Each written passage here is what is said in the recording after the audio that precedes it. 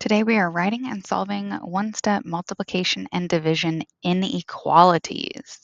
Okay, water runs from a hose into a pool at a rate of 3 inches an hour. The pool can hold no more than 84 inches of water. Determine the number of hours needed to fill the pool. Then interpret the solution.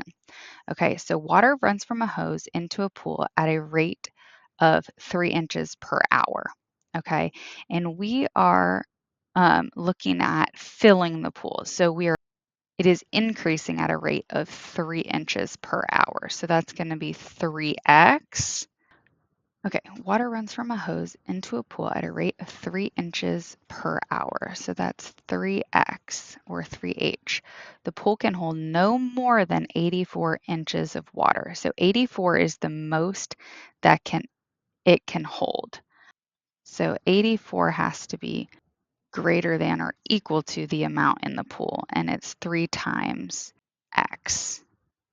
Okay, and then in order to determine how many hours it would take to reach that maximum amount, we would divide by 3 equals 28. So the number of hours it would take is less than or equal to 28 hours. Okay, let's take a look at another one similar. Corey puts 6 items in each bag. When bagging groceries, a customer buys no more than 72 items. So same word, no more than. That means 72 has to be the largest or equal to 6 items per bag. So we're determining the number of bags. We'll use B. So 6 items per bag to equal 72. Again, divide by 6 to solve. 72 divided by 6 equals 12. So it's 12 is greater than or equal to the number of bags. Okay, so the maximum number of bags you can make is 12. Okay, you can try 3 and 4 on your own like that. Okay, let's take a look at number 5. This one says a horse needs 1.75 acres of pasture for grazing. Sunshine Acre Farm has at most 35 acres of pasture available. So again, 35 is greater than or equal to, because at most it's 35. So that's the greatest number possible. Determine how many horses Sunshine Acres can support.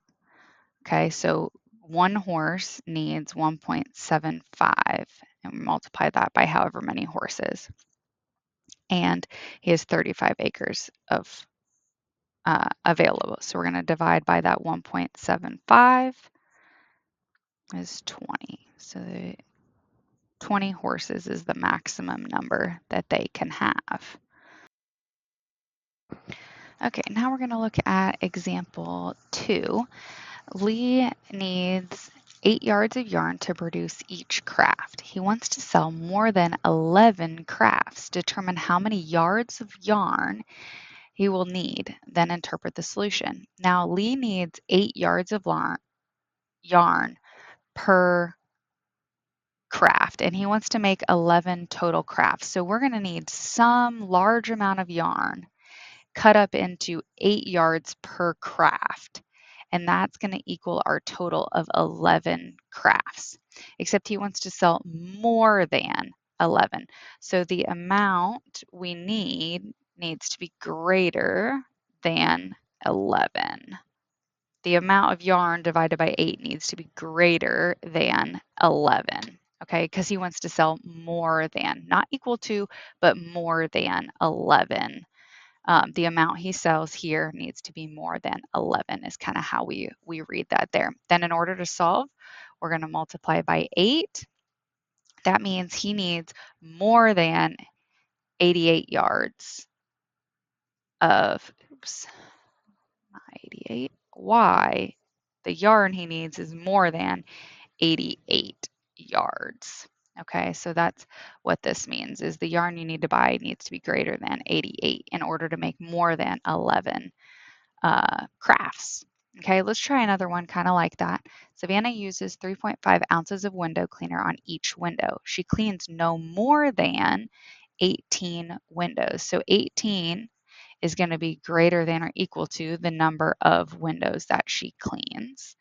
And we're determining how much cleaner she uses. So we're going to use some amount of cleaner divided by the 3.5 per window and making sure that that 18 is the greatest amount.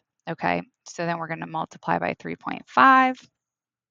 3.5 times 18, and that gives us 63. 63 is greater than or equal to the amount of cleaner that you need. Okay, now there are a couple more that you can try similar to those division problems.